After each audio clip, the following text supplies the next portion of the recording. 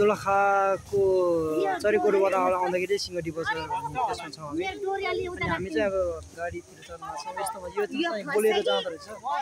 अनि बोलेरोमा चाहिँ सामान सबै हालेर चाहिँ सामान माथि पनि हामी मान्छेहरू मैले सामान बाँध्दैछौँ चाहिँ। सिंहटीको बजार यो चाहिँ मानौँ न यो पालिकाहरूको सबै चाहिँ बिगु गौरीशङ्कर सबै ठाउँको सिन्धुपाल्चोक सबैको पालिकाको बजार नै रहेछ।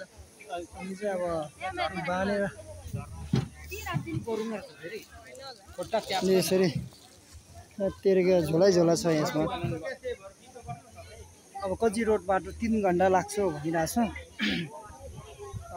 हेर्दै जाँदा 3 घन्टा लाग्छ लाग्दैन।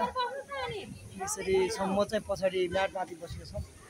म्याट अर्काको हो खै अर्काको म्याट स्याहार्दै भनेपछि अर्को कराउन लास्टै घामले पोलिरहेको अवस्था छ। तेरेका कतिखेर जाने हो 3:30 मा जाने भन्ने भइरहेको छ।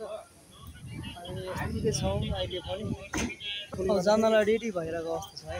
सबै यस्तो हेर्नु न फुल गरेर उभिएको छ बोलेरो माथि अनि सबै खोइ यस्तो अवस्थामा छ। मेरो बस्ने स्टाइल यस्तो छ। मेरो स्टाइल यस्तो छ। कतिखेर म तपाईँहरू बिच बाटोमा देखाउने छु है। अब स्टार्ट भइसकेको छ है। हामी अब जानलाई तयार भइरहेको छौँ। हामी 8जना पछाडि रोकिएको बसेको अवस्था। अब लागेको हामी अब सिंहटी बजार अब छोडिरहेको अवस्था छ है त। सिंहटी बजार यो छोडेको उता पनि छ यता छोडेको। अब हामी यता ब्याकबाट हामी जान्छौँ। घामले गर्दा धेरै पोलिरहेको छ यार तेरिका। अब चलेको नि त अब सिंहटी बजार चाहिँ अब छोडेको अवस्था। सिंहटी बजार छोडेको अवस्था छ। यसरी हामी गइरहेको छौँ बिस्तारै स्लोमा छ। अहिलेपछि फेरि तुफान कुद्छ होइन। यो अब बोलेरो हो कबिल। अहिलेपछि म बाटो पनि देखाउने छु। सिंहटी बजार ठिकैको छ होइन। अनि साथसाथै सिंहटीमा यो बस पनि आउँछ। यो कालिम्चोक लेखेको छ के होइन बस। यो बस चाहिँ के लेख्दा के भनेर यो काठमाडौँबाट आएको हुन सक्छ होइन। अनि यहाँतिर बस भन्दा चाहिँ यो बोलेरो चाहिँ एकदम के भन्छ चलेको रहेछ क्या यहाँतिर चाहिँ होइन। बोलेरो चाहिँ चल्ने रहेछ यहाँ।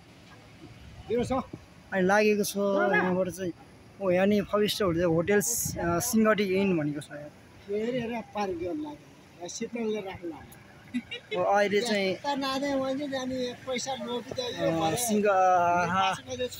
शीतलमा आइपुगेको छ। हल्का थोप्रा चाहिँ बचाइरहेको छ। अहिले चाहिँ रफ्तार अवस्थामा छ है केटा।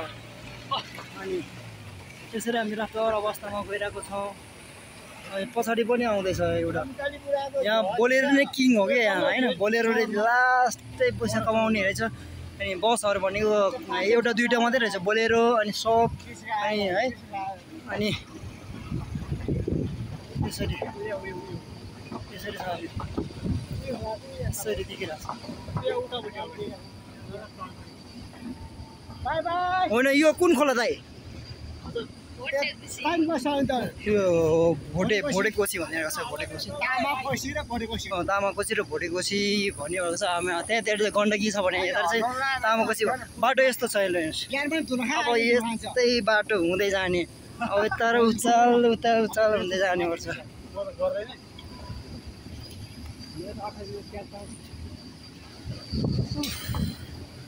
धुलो चाहिँ मजाले उठ्छ होला दाइ। मैले तपाईँले समातेँ है ल माइन्ड नगर्नु तपाईँ।